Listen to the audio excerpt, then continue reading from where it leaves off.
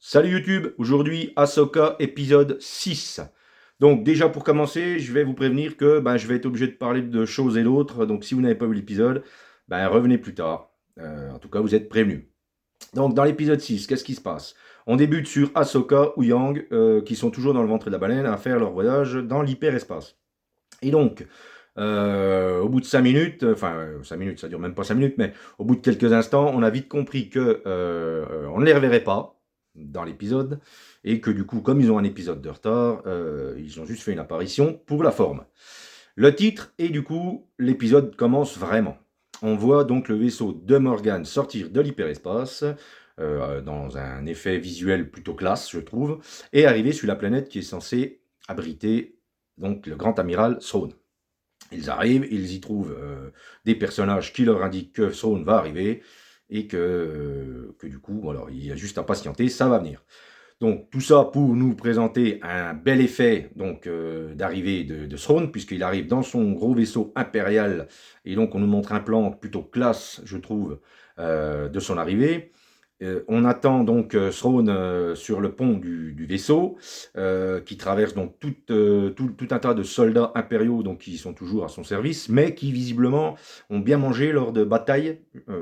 Alors je pense sur cette planète ou dans la galaxie, je ne sais pas, parce qu'ils sont quand même dans un piteux état, enfin leurs armures sont dans de piteux états. Donc on pense qu'ils ont eu des belles batailles depuis leur arrivée ici. Donc Thrawn arrive. Il en impose toujours autant. Alors sachez que Thrawn est joué par Lars Mikkelsen, déjà qui prêtait sa voix par le passé donc dans la série Rebels. Donc autant vous dire que le personnage est maîtrisé par l'acteur. Lars Mikkelsen, pour la petite anecdote, donc c'est le frère de Mads Mikkelsen, l'acteur que l'on a déjà pu voir donc dans Rogue One. C'était celui qui est le concepteur de l'Étoile Noire. Pour ceux pour qui ça ne parlerait toujours pas, on l'a vu aussi dans Casino Royale et dans le dernier Indie, c'était le méchant. Voilà.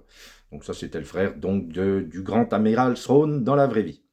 Donc Thrawn arrive, il en impose, il a un bras droit qui s'appelle Enoch, donc c'est une sorte de guerrier impérial, enfin de soldat impérial, avec un level on va dire un peu plus haut, et qui donc a donc l'armure d'un soldat, mais un casque on va dire de pharaon. Enfin en tout cas ça m'a fait penser à ça. Donc c'est son bras droit Enoch.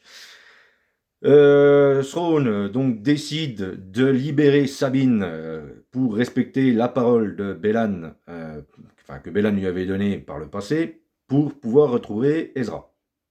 Donc il la libère, il lui donne des armes, une monture et vas-y, va faire ton petit voyage, va sur la planète. Alors là on voit aussi que Thrawn effectivement c'est quelqu'un de machiavélique, puisque, mais ça on le sait, mais on nous le montre, nous, pour la première fois, enfin, en tout cas, ceux qui n'ont jamais vu Throne, on nous le montre pour la première fois, parce qu'en fait, il explique que, effectivement, ils vont respecter la parole de Bélan, mais que dès qu'ils se seront retrouvés avec Ezra, si jamais elle le retrouve, il envoie Bélan à sa poursuite, et il leur dit, dès qu'ils se revoient, vous les butez. Voilà, tout simplement. Donc, en fait, c'est pour un peu montrer la dualité de Throne, c'est-à-dire que ce qu'il va vous donner d'une main, il peut vous le reprendre d'une autre, donc il faut toujours se méfier de ce mec-là, parce que c'est quelqu'un qui a toujours un coup d'avance, voire deux, sur vous.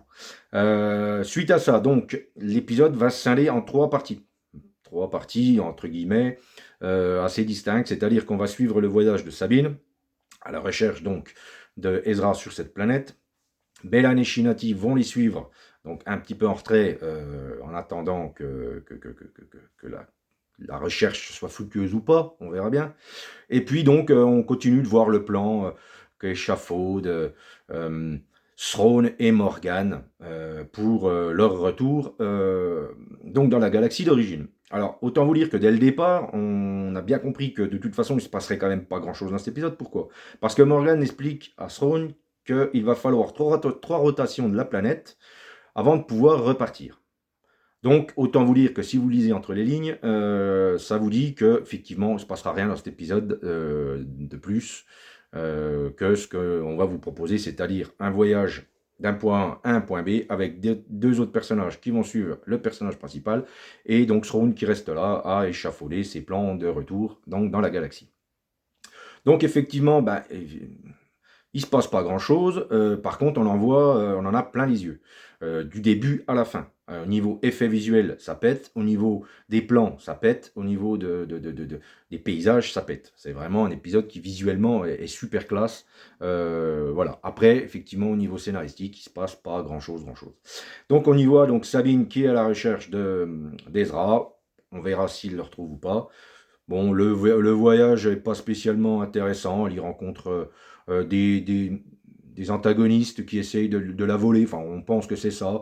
Donc, il va y avoir une petite bataille entre elle et eux. Puis, elle va rencontrer des créatures mi-pierre, mi-escargot, on va dire ça comme ça. C'est pareil, c'est sympatoche, mais des fois, ça traîne un peu en longueur.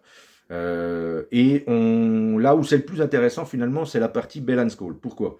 Parce que quand il discute avec Shinati, on va vite comprendre que finalement il est venu sur cette planète, non pas par conviction à 100% de retrouver Throne, mais qu'il a d'autres desseins. Voilà, il a d'autres plans, et lui, ben écoutez, c'est ce qui m'a un petit peu plus hypé, le plus hypé dans l'épisode. Et puis, ben, Throne, je vous dis, ben, qui élabore son petit plan, machin, mais du coup, ça n'en avance pas beaucoup.